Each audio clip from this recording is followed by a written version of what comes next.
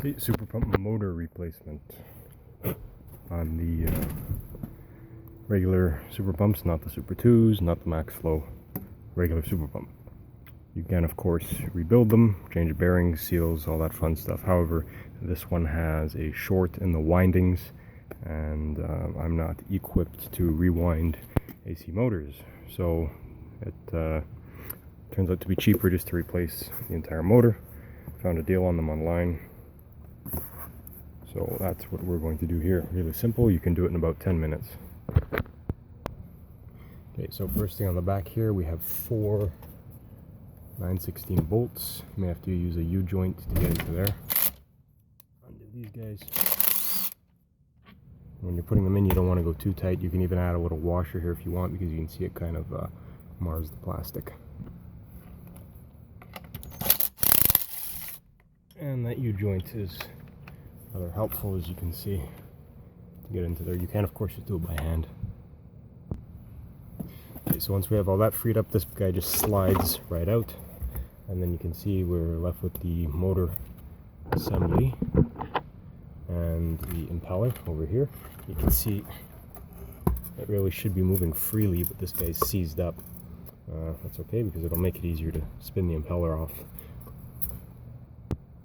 Okay, so normally to get the impeller off, the whole shaft would just be spinning, and we need to turn it around. And you can see here where the little switch is, you need to get a wrench in there, and you need to hold the shaft on one end on the back, and then whoops, you can spin the impeller off. Now, generally, you can do it by hand. Okay, see, it is spinning after all. If you put a pair of channel locks on this, you will break it. I absolutely guarantee it. So you need to get a rubber strap wrench. You can go around the smaller diameter or around the larger diameter like that. So try and get it in the frame here. You'll see I'll be spinning from one end, and I'm going to put my wrench in the back here to hold the shaft from spinning so that I can get the impeller off. Okay, so of course it had to be a real SOB. So 7/16 is the magic number. You can see how corroded and seized this one is. I had to take off the switch and all that shit, but anyway, you can see how the impeller should come off nice and easy, thusly. And this one I put a new seal on it last year, so it'll be fine. And we can take off part. You can see the ceramic portion of the seal is in there, and then we have 4 more bolts to remove the face off the front.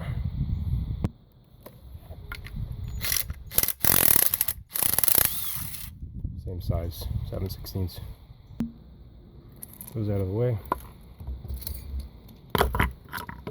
and there you have it. That's it to free up the electromotor, and worthwhile showing you how to get the thing off the back.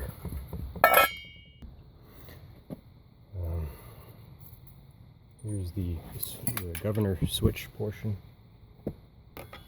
and first you have to remove the screw, which of course is fucked off on me, but anyway, there's one screw over there, and you'll get this portion off, and then you'll have the centrifugal switch over there, which of course I'll have this guy on. So you're going to want to remove 1 spring, remove 2 springs, and then you're going to have to bend out the bracket with your pliers, which is going to allow you to remove this guy here. Sits like that in there. So you're gonna have to bend it to get it out, and then to put it back on, you just reverse your steps. A word of warning, that flathead screw can become deformed and a pain in the ass to get off. So what I was trying to do is get my wrench in behind here, which is the sweet spot right behind the thermal switch, and then you want to grab it right there with your 7/16, so you don't have to do any of that shit. But of course I couldn't find my skinny 7/16, so I had to use this one. And yeah, so that would be the easy way to go about it. Okay, fuck it, it's gonna be a long video. This is important, so I'll show you how to put it back on. First you put that piece on. You put your flathead screw on, like I said, careful not to deform it, because you'll never get it back on. So 1, 2, put the screw back on. Probably gonna have to hold the end of the shaft while tightening it. Second, put this part of the switch back in. The little nub is what's going to stick out to press the switch, so it has to go in like that. Okay, just like that, and then your springs are going to go on. Okay, then you're going to have to take your pliers and squeeze the metal back together so that it'll fit back around the tangs of that switch. Now, the tricky part is getting the springs back on. You can see how the two hooks fit to a flat side, not like this where they would be protruding.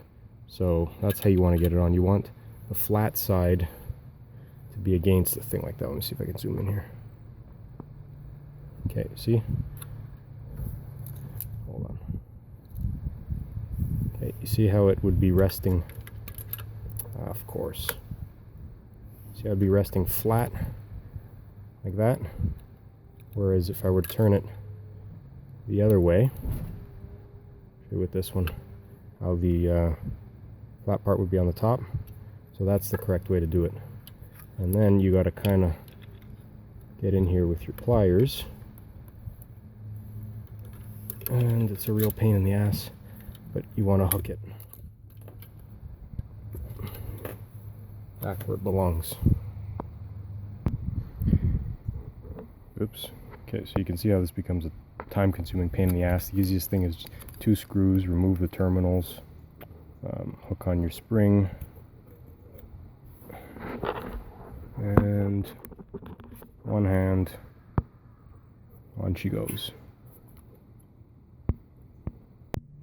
Okay, so now that we got that back on there, simply take the switch. You can see it fits properly.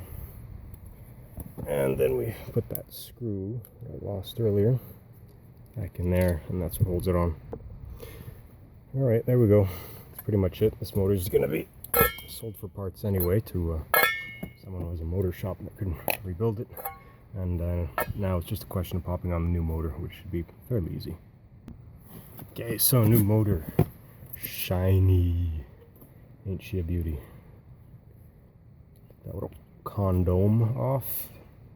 Threaded end, you can see how nice and smooth it spins. Beautiful machined parts. And now we will stick it back in. So simply a question of reversing the operations. These, we're just going to hit them up on the wire brush to clean all the corrosion off, and then put a little bit of oil on before we thread them back in. Nicely shined up. Just rub them down with some oil to keep them clean. Okay, so we put that piece back on, tighten on the bolts, and then this guy goes over top, just like that. And of course it's marked top on both pieces. And then we do the same thing with the ceramic seal by turning the impeller while holding the shaft at the back. So it turns out there was actually an easier way around it. You could have just loosened the thermal switch here, and it would have given you enough room to get the wrench in. So, but anyways, at least you saw how to get off that switch, because most of the time you do need to take it off, and it is quite tricky. If you're wondering which way is tight, which way is loose, this way. So holding the motor in this orientation, with the impeller side to your left-hand side, pulling towards you is tight, and pushing away from you is loose. Now if you want, this is also probably a good time to change out the seal. You can see how this one is protruding. That's good. If it were really mashed in there, or you saw some cuts, or it was more than flush with the edge, you would just want to remove that and change it up. But you can see this one's quite nice. And we just take the entire thing, and slide it back in, and reattach our 4 bolts.